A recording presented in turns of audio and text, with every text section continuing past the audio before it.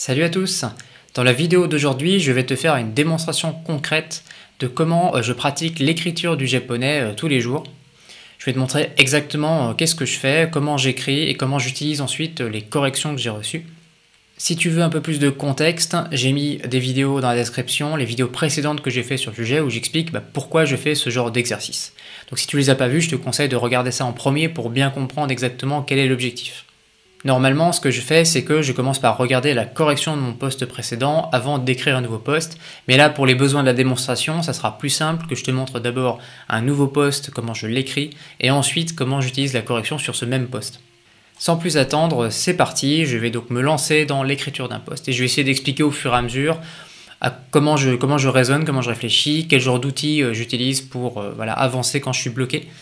Donc là, je vais essayer de parler du goûter simplement que j'ai mangé là il y a une heure. Alors du coup, Kyou wa oyatsu ni. Alors on va mettre comme ça. Je pense que du coup le O du oyatsu il va plutôt être en hiragana. Je suis pas certain. Bah tiens, là c'est un bon exemple.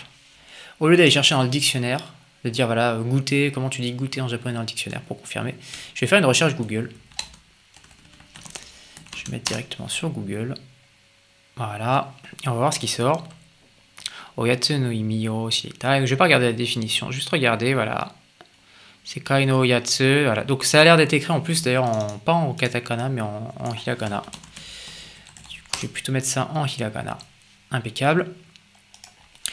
Ensuite, oyatsu ni, donc je veux dire que pour mon goûter, daigaku imo o tabemashita. Donc j'ai mangé des daigaku imo.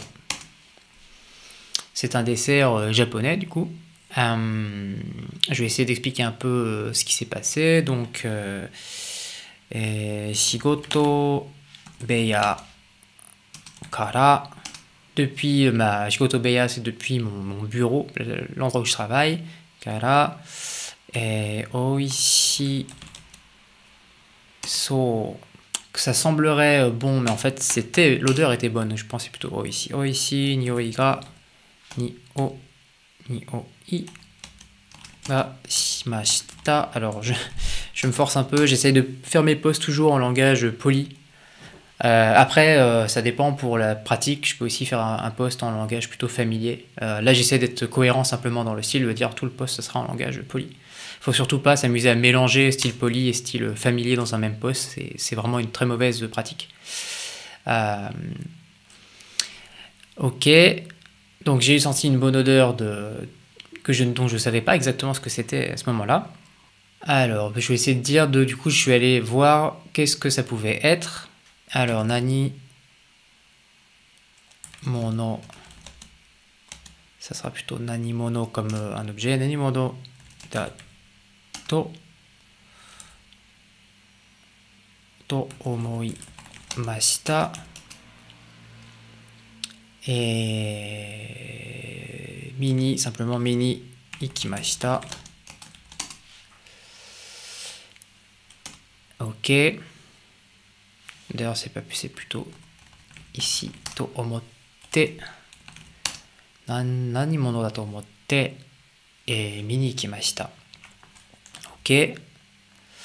J'espère que je vais faire assez d'erreurs parce que sinon ça va pas être très utile au niveau de la correction. Mais je pense, par exemple, nani mono da, je pense qu'on va me le remplacer par une meilleure expression que ça. Mais là, le but, c'est pas que je passe du temps à réfléchir vraiment. Ah ouais, attends, c'est quoi le meilleur moyen d'expliquer ce truc-là.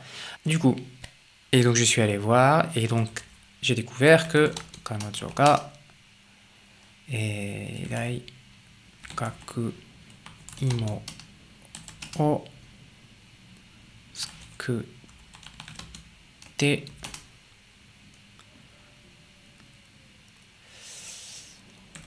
oyatsu. Qu'est-ce que je peux dire de plus? Et d'ailleurs, parfois, en réalité, c'est pas forcément qu'il me manque les mots, les phrases. Parfois, c'est simplement que même en français, je suis pas forcément très inspiré. C'est un peu une habitude à prendre. Donc, ça arrive aussi que je sois un peu bon, qu'est-ce que je peux raconter là-dessus? Donc, j'essaie de me forcer un petit peu à me dire, ok, qu'est-ce que je peux ajouter comme détail? Je vais simplement simplifier. Tsukurimashita. Voilà. C'est ma copine qui avait fait des daigaku imo. Tsukurimashita. Un point intéressant, c'est par rapport au goûter, on va dire, qu'on prend plutôt en France. Voilà, je pense plutôt vraiment au goûter. Voilà, quand un enfant prend son goûter, on prend des trucs. Enfin, je sais pas vous, mais moi en tout cas, quand j'étais gamin, je prenais parfois des trucs genre pain au chocolat, des trucs qui sont parfois, faut pas en abuser quoi. C'est beaucoup de sucre. Alors que Daigaku Imo, je trouve il y a un peu de sucre, mais c'est quand même quelque chose qui est bon. C'est une pomme de terre, c'est une patate douce. Donc il y a pas mal de bonnes choses dedans pour la santé. Donc je vais essayer d'exprimer ça. Furansu no oyatsu ni kuraberu to. Donc si on compare comment dire, au goûter français, Daigaku imo wa kenko ni waruku nai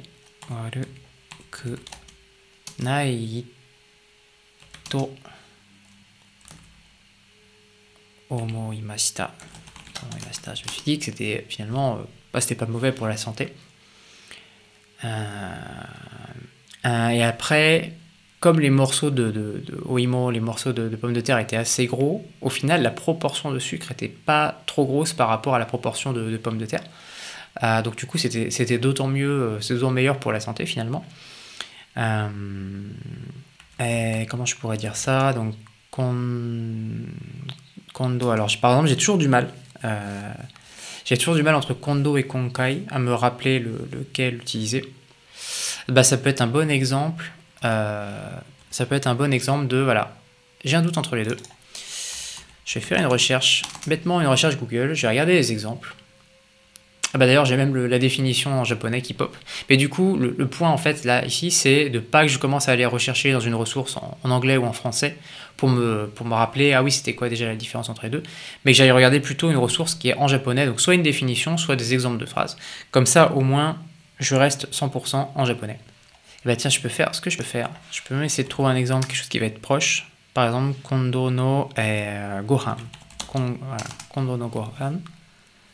Kondo no gohan ikou yo. Et si je mets konkai, qu'est-ce qu'il me dit? Konkai no gohan wa. Ah bah il y a les deux du coup.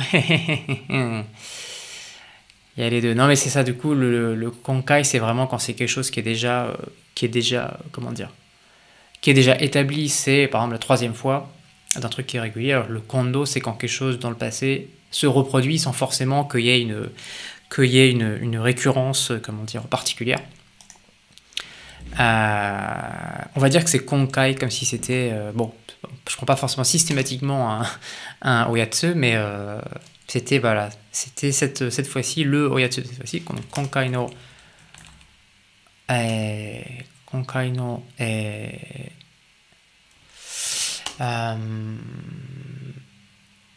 alors, je vais essayer un truc. Konkai no wa. Donc pour parler du sujet, c'est les Daigaku Imo qu'on a préparé avec ma copine a préparé plutôt cette fois-ci. Konkai no wa. Et alors là, par exemple, il y a sûrement un meilleur terme pour les parties du coup. La manière ça a été ah si, je sais, Atsugiri, bah voilà, c'est un bon exemple. Donc là, par exemple, je me suis un peu creusé. Je commençais à me dire, bon, bah, je vais dire quelque chose comme Bubunga Oki. Il y a des grosses portions, des grosses parties. C'était plutôt. Voilà, je sais que c'était pas la bonne façon de le dire. Et là, je vais dire Atsugiri. Donc je me suis rappelé, en cherchant un petit peu, il y a ce terme-là aussi, Atsugiri. Atsu, c'est épais, giri, c'est coupé. Donc coupé de manière épaisse. Atsugiri de.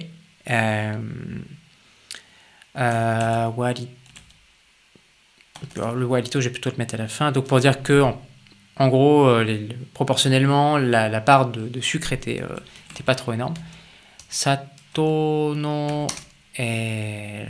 sato ga warito sukunaku く、少なくなかったので、より, et donc c'est pour dire c'était encore plus, より栄養的だな. Donc c'est pour dire, 栄養c'est la nutrition. 栄養的, mais teki ça m'a l'air un peu bizarre, ouais. Comment je pourrais reformuler ça? 栄養にいいだなと彼女に言いました。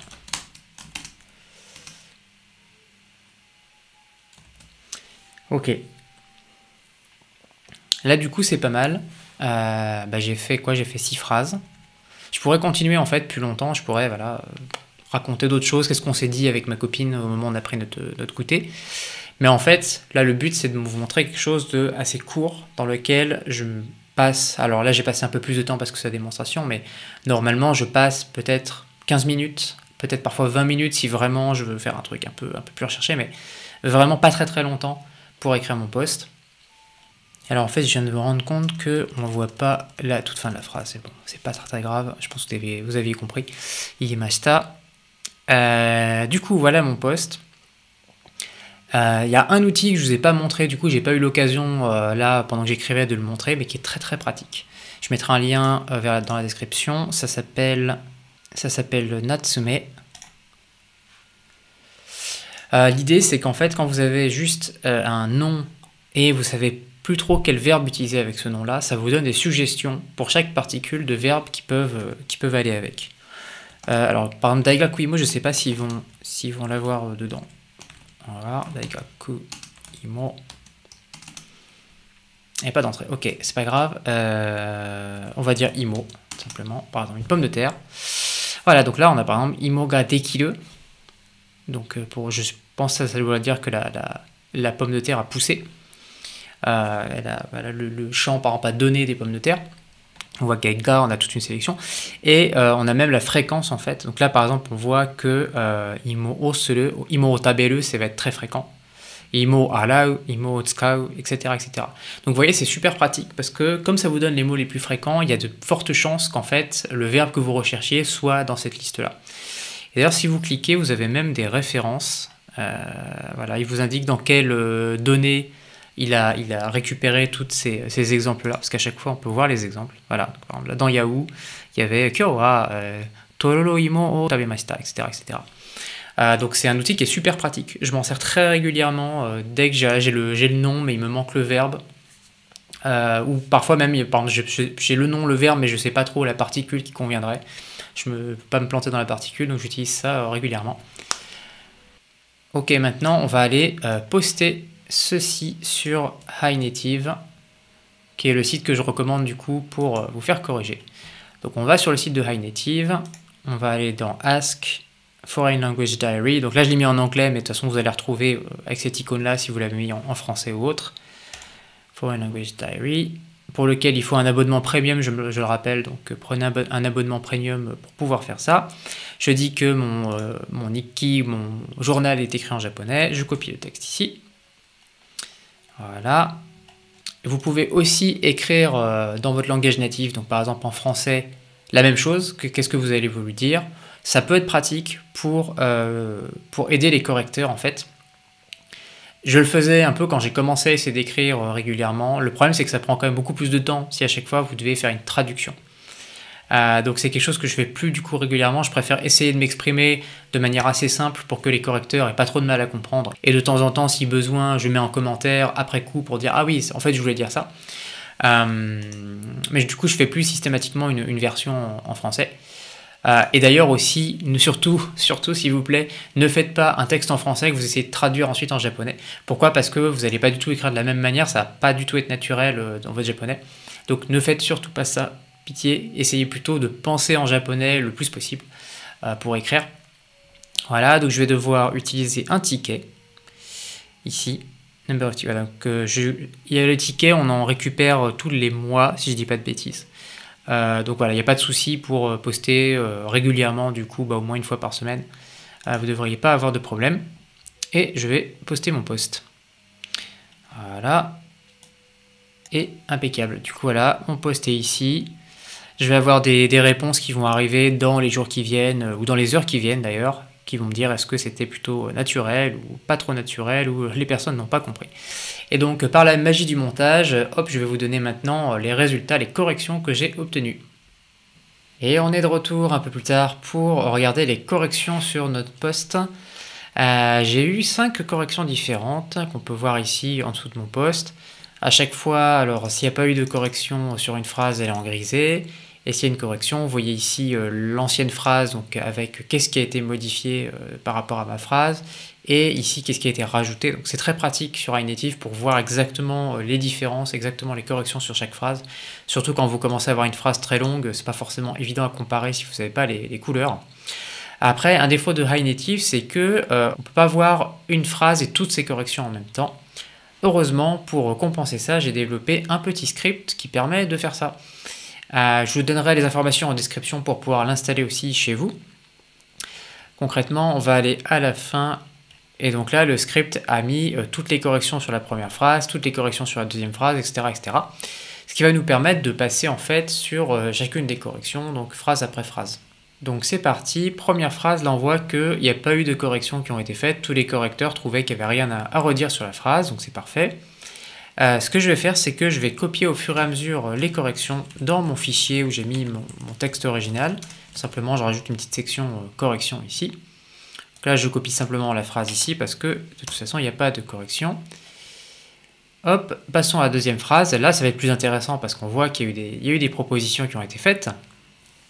Et la manière dont je vais passer sur cette correction, c'est que je vais commencer à lire la phrase depuis le début et je vais m'arrêter au moment où il y a une différence, où il y a quelque chose qui change.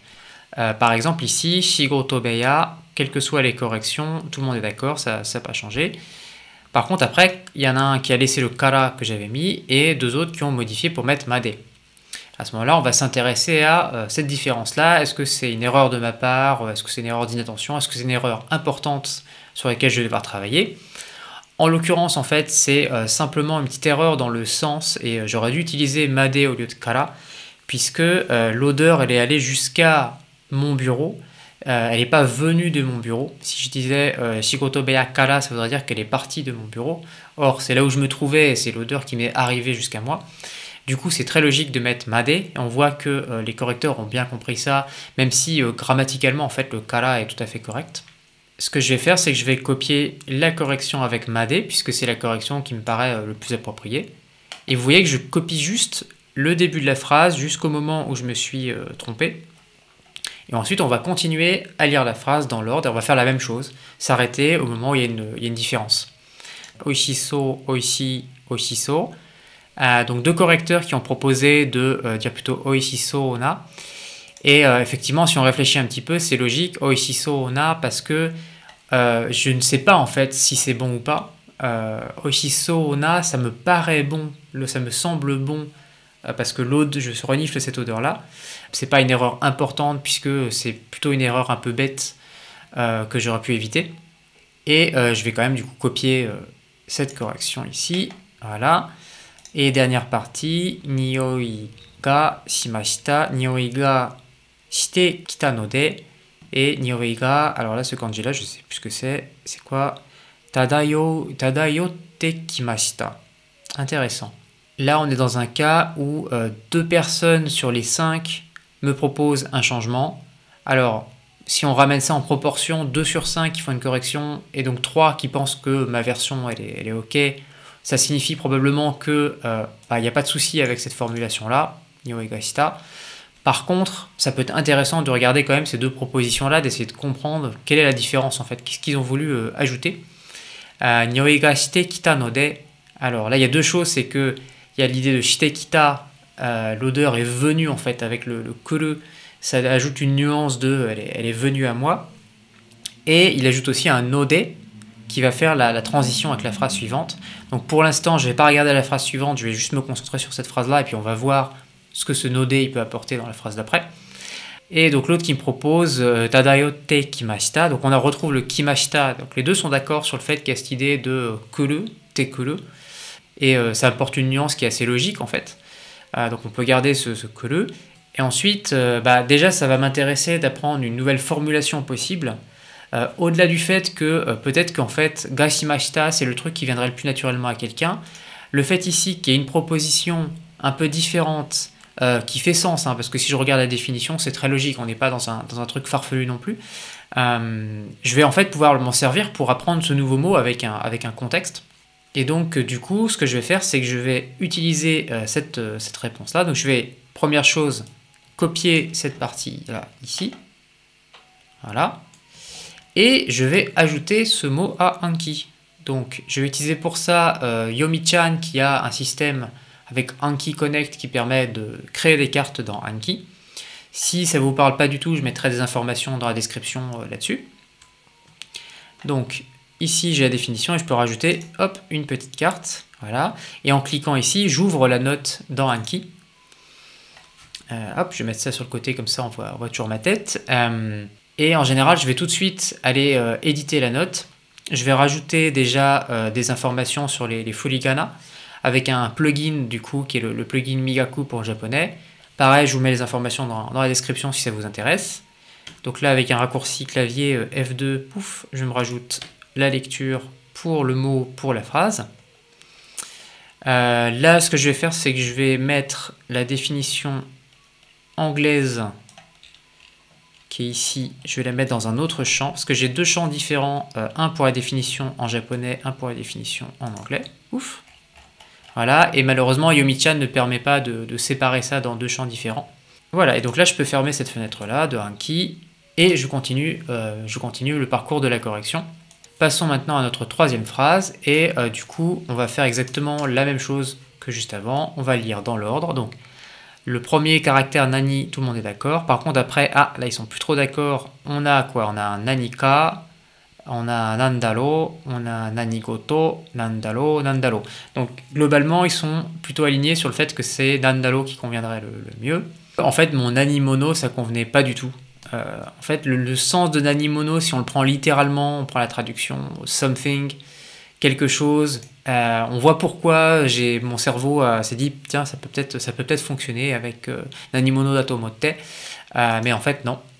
Du coup, je vais prendre la correction en nandaro, parce qu'ici bon, il y a un nanigoto. Nandaro me paraît beaucoup plus logique par rapport à la compréhension que j'en ai, et de toute façon, c'est la correction qui est la plus plébiscitée par les correcteurs.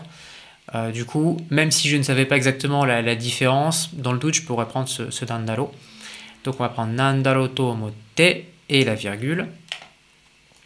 Ok, ensuite on a mini iki. Alors là, on n'est pas d'accord sur le ikimashita. Mini ikuto, avec en plus un rajout de daidokoru ni. Mini ikimashita. Ok, donc ils sont tous d'accord sauf un correcteur qui me dit plutôt alors de rajouter potentiellement daidokoru ni, de rajouter une précision parce que effectivement cette odeur elle venait de la cuisine. On peut imaginer que ça venait de la cuisine. Mini ikuto. Et là la différence c'est qu'il me propose d'enchaîner en fait cette phrase là avec le ikuto. Donc je suis allé voir et la phrase suivante. Les autres ont gardé ce que je proposais, c'est-à-dire d'arrêter la phrase à ce niveau-là puis de continuer sur la phrase suivante. Donc je vais plutôt bon. Donc là je vais pas prendre cette correction là qui apporte pas forcément grand chose et les autres correcteurs sont d'accord pour dire qu'il n'y a rien à changer là-dessus. Donc voilà, c'est sûr que si vous avez une correction sur 5, à moins vraiment de voir une nuance qui vous paraît intéressante, ou que vous avez envie de creuser, ou qu'il y a un nouveau mot de vocabulaire que vous voulez apprendre, vous pouvez complètement l'ignorer. C'est vrai que là je pourrais rajouter daidokoru ni. Et je vais le rajouter parce que effectivement là ça me fait sens. Ça ajoute une information utile de dire voilà, c'était depuis, je suis allé voir à la cuisine ce qui se passait. Ok, du coup, on va passer à la quatrième phrase. Alors, Kanajo ga daigaku imo o tsukutte imashita. Voilà, tout le monde est d'accord en fait. Ah si, il y en a quand même un qui a gardé le tsukurimashita que j'avais mis. Là, alors c'est vraiment une erreur bête. Je vais vous avouer un truc, c'est que un de mes points faibles, un des trucs sur lesquels des fois je bug et des fois je fais des erreurs, c'est entre la forme, présente normale et la forme en TIE. ça m'arrive de bugger, de me mélanger entre les deux. Donc là, effectivement, c'est plutôt tsukute imashita. Elle était en train de cuisiner, elle était en train de préparer daigaku imo. Et de toute façon, là, tous les correcteurs sont unanimes là-dessus. Donc, sans aucun doute, je copie cette correction. Ok, 5e phrase. Ici, on a, tout le monde est d'accord sur le début, sauf un correcteur. Daigaku imo wa furonsu. Donc, il me propose, d'accord, de mettre le sujet, switcher le sujet sur Daigaku imo wa. On comprend bien que là, on va comparer Daigaku imo avec furonsu no yatsu. Et les autres correcteurs sont assez d'accord là-dessus, ils m'ont pas repris. Donc là, clairement, je pense que je vais pas faire cet ajout-là, parce que ça apporte pas grand-chose. Je vais plutôt prendre cette correction-là. Donc là, tout est pareil jusqu'à, grosso modo, ici. Voilà, et ensuite, et donc là, on avait, dans la version originale, Daigaku imo wa kenko ni warukunai to omoimashita. Donc, ah oui, ce qui s'est passé, en fait, c'est que j'avais mis Daigaku imo wa ici, il a voulu me le déplacer là-bas. Mais en fait, les autres correcteurs m'ont pas repris là-dessus. Là, comme ça, je vois pas trop l'intérêt de mettre Daigaku imo wa au début, finalement. Et surtout que c'est confirmé par les correcteurs qui me l'ont pas déplacé. Donc, on va garder ça tel quel. Et ensuite, kenko ni i. Donc là, on a quelqu'un qui me propose de mettre... d'inverser, en fait, au lieu de dire warukunai, que c'est pas mauvais, plutôt dire que c'est bon pour la santé. Donc, ils sont deux à me proposer ça. Donc là, on est dans une situation qui n'est pas évidente, en fait, même si, bien sûr, là, je comprends bien les différences, mais d'une manière générale, si j'avais du mal à comprendre les corrections, je serais un peu embêté d'avoir deux personnes qui me laissent la correction telle quelle, une personne qui me fait un changement, et puis deux personnes qui me font un autre changement. Là, logiquement, si je réfléchis pas trop, mais j'applique les règles que j'utilise à chaque fois, je vais plutôt prendre la dernière correction, parce que c'est les deux dernières corrections. Ils sont deux, donc à égalité avec les deux premiers qui me proposaient pas de correction. Du coup, ça fait assez sens en fait de prendre cette correction-là. Et ça fait vraiment sens par rapport à ce que je voulais dire. Donc là, je vais prendre cette correction-là. Hop, voilà. On passe à la 6e et dernière phrase. Alors là, on a tout de suite un rajout, toujours le même 3e correcteur qui a fait pas mal de modifications par rapport aux autres. Tokuni kyou no tsukutta no wa. Alors, effectivement, on pourrait rajouter en particulier que celle que ma copine avait préparée ce jour-là était coupée plus épaisse. Je suis pas convaincu que ça apporte pas grand-chose en fait. Vraiment, dans ce genre de cas de figure-là, vous avez tous les correcteurs qui vous reprennent pas. Il y en a un qui vous propose un ajout. Là, c'est vraiment à vous de voir en fait. Est-ce que ça fait sens par rapport à ce que vous voulez dire? Est-ce que ça apporte une nuance? Et à vous de voir si vous l'incluez en fait dans votre correction. Voilà, je vais pas l'inclure parce que ça me semble pas apporter quelque chose de pertinent par rapport à ce que je voulais dire. Donc là, effectivement, il reprend tsukutta, mais clairement, avec le contexte, en fait, kyo no wa, c'est plus logique parce qu'on s'appuie vraiment sur le contexte. Celle d'aujourd'hui, celle qui était sous-entendue, celle qu'on a préparée aujourd'hui. Donc là, je vais garder en fait cette correction-là sur lesquelles les autres sont d'accord. Kyo no wa atsugiri sato ga. Alors, donc là, tout le monde était d'accord jusque ici. Atsugiri sato mo. Et ici, qu'est-ce qu'on a comme mot? Hikaeme nanode. Hikaeme nanode. Donc, quelque chose qui est plutôt modéré. Là, je pense qu'il a mal compris en fait ce que je voulais dire. Parce qu'il pensait qu'il y avait deux choses. À la fois, c'était coupé en gros morceaux. Atsugiri de. Et ensuite, sato mo, donc et aussi il y avait le fait qu'il n'y avait pas beaucoup de sucre. En fait, ce que je voulais dire, c'est parce que c'est coupé en gros morceaux, il y a moins de sucre, de fait que c'est en gros morceaux, il y a moins de sucre globalement sur chaque morceau, parce qu'il y a plus de pommes de terre au milieu. Enfin bon, c'est mathématique, mais du coup, le volume à l'intérieur est plus important par rapport à la surface de sucre, parce que le sucre est à la surface. Mais je comprends pourquoi il a pensé ça en fait, c'est assez logique. Donc là, du coup, je vais pas prendre cette correction là, même si en fait ce mot-là, je peux le rajouter à Anki parce que il peut être intéressant. Donc voilà, même dans certains cas, même sur des phrases où vous n'allez pas forcément choisir ça comme correction, si la phrase peut servir en fait d'exemple dans Anki, elle est tout à fait valable et donc ça m'arrive fréquemment de faire ça. de prendre un mot nouveau dans une version de la phrase, même si ça ne correspondait pas à ce que je voulais dire, mais que ça fait sens, et de le rajouter dans Anki. Donc là, je rajoute ça dans Anki. Je fais mon petit ajout de Fooligana, comme d'habitude. Je vais déplacer... Ah bah j'ai pas de définition en japonais pour ce mot-là. Je copie ça dans le champ qui correspond à la définition anglaise. Pouf. Et on est reparti. Je vais copier du coup la phrase jusqu'ici. Et voyons la deuxième partie. Alors j'avais Yori Kenko... Yori Eyo, Yori Kenko Teki, Yori Kenko... Donc là, ils m'ont tous corrigé en fait sur cette partie-là. Ils ont tous fait un changement. Il y en a un qui m'a proposé simplement de rajouter Teki à Eyo. Eyo, c'est la nutrition. Donc ça voudrait dire du coup nutritivement avec le Teki. Eyo Tekini. Et les autres ont mis plutôt Kenko, donc la santé. Kenko Tekini, donc bon pour la santé. Kenko Tengo. Donc là, c'est vrai qu'ils étaient plutôt... je trouvais que c'était plutôt logique de mettre Kenko plutôt que Eyo, plutôt que la nutrition. Et c'est vrai que ça me paraît plus logique en fait, ça me paraît plus logique de dire c'est meilleur pour la santé plutôt que dire c'est meilleur d'un point de vue de la nutrition. Kenko était plus adapté, et puis c'est la correction qui est la plus présente aussi. Donc là on est complètement aligné, ça me paraît complètement logique. Après entre soit donc on a Kenko ni i ou Kenko teki dato, Kenko teki da.